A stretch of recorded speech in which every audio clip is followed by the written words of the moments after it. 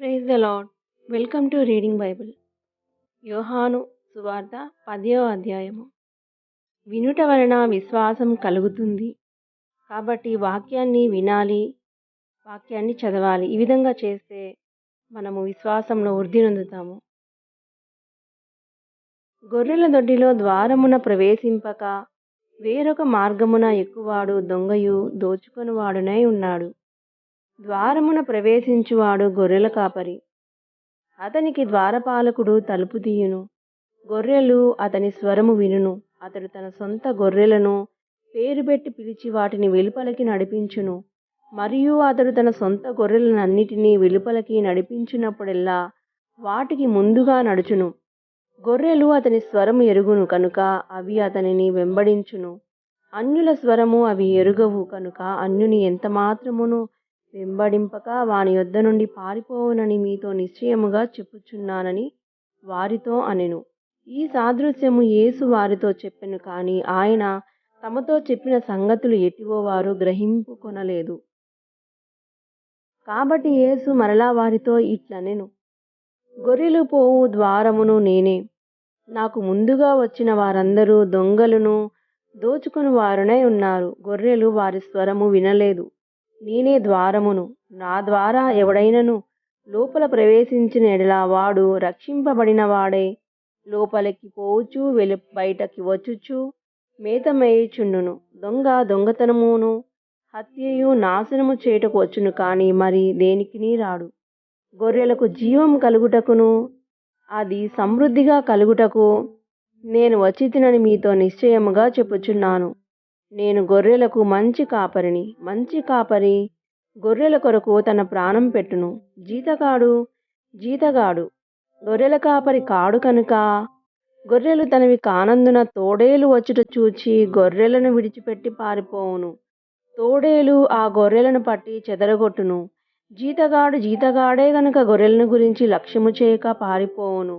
నేను గొర్రెల మంచి కాపరిని. తండ్రి నన్ను ఎలాగు ఎరుగునో నేను తండ్రికి ఎలాగు ఎరుగుదునో అలాగే నేను నా గొర్రెలను ఎరుగుదును. నా గొర్రెలు నన్ను ఎరుగును, మరియు గొర్రెల కొరకు నా ప్రాణము పెట్టుచున్నాను. ఈ దొడ్డివి కాని వేరే గొర్రెలను నాకు కలవు. వాటిని కూడా నేను తోడుకొని రావలెను.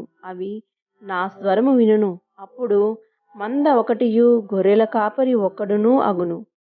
నేను దాని మరలా తీసుకొనున్నట్లు నా ప్రాణము పెట్టుచున్నాను.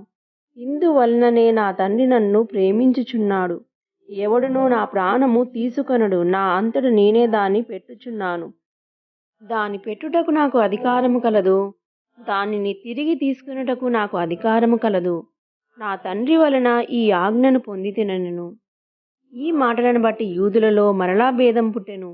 వారిలో అనేకులు, వాడు దయ్యం పట్టినవాడు, వెర్రివాడు, వాని మాట ఎందుకు వినుచున్నారని అనిరి. మరికొందరు, ఇది దయ్యం పట్టినది మాటలు కాదు, దయ్యము గుడ్డివాని కన్నులు తెరవగలదా అనిరి.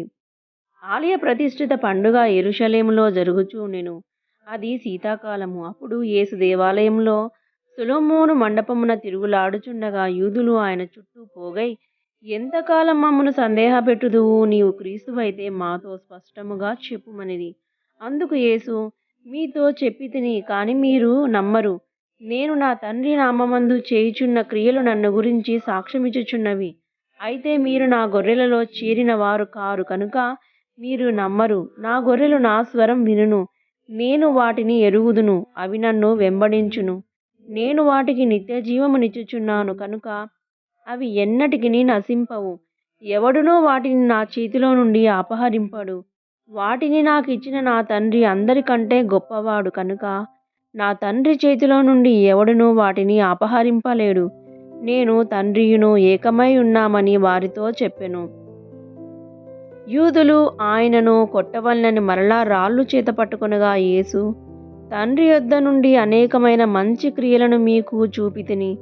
వాటిలో ఏ క్రియ నిమిత్తము నన్ను రాళ్లతో కొట్టుదురని వారిని అడిగెను. అందుకు యూదులు, నీవు మనుష్యుడవై ఉండి దేవుడవని చెప్పుకొనుచున్నావు కనుక దేవదూషణ చేయుచున్నందుకే నిన్ను రాళ్లతో కొట్టుదుము గాని మంచి క్రియ చేసినందుకు కాదని ఆయనతో చెప్పిరి. అందుకు యేసు, మీరు దైవములని నేనంటినని మీ ధర్మశాస్త్రంలో వ్రాయబడి ఉండలేదా? లేఖనము నిరర్ధకము కానేరదు కదా! దేవుని వాక్యము ఎవరికి వచ్చునో వారే దైవములని చెప్పిన యెడల, నేను దేవుని కుమారుడనని చెప్పినందుకు తండ్రి ప్రతిష్ఠ చేసి ఈ లోకములోనికి పంపిన వానితో నీవు దేవదూషణ చేయుచున్నావని చెప్పుదురా? నేను నా తండ్రి క్రియలు చేయని యెడల నన్ను నమ్మకుడి. చేసిన యెడల నన్ను నమ్మకునను.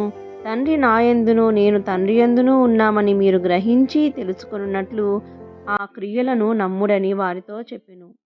వారు మరలా ఆయనను పట్టుకొన చూచిరి కాని ఆయన వారి చేతి నుండి తప్పించుకొని పోయారు. యోర్దాను అద్దరిని యోహాను మొదట బాప్తిసం ఇచ్చుచుండిన స్థలమునకు ఆయన తిరిగి వెళ్ళి అక్కడ ఉండెను. అనేకులు ఆయన యొద్దకు వచ్చి, యోహాను ఏ సూచక క్రియను చేయలేదు కానీ ఈయనను గురించి యోహాను చెప్పిన సంగతులన్నీయు సత్యమైనవనిరి. అక్కడ అనేకులు ఆయన యందు విశ్వాసముంచిరి. యోహాను 10వ అధ్యాయము సమాప్తము.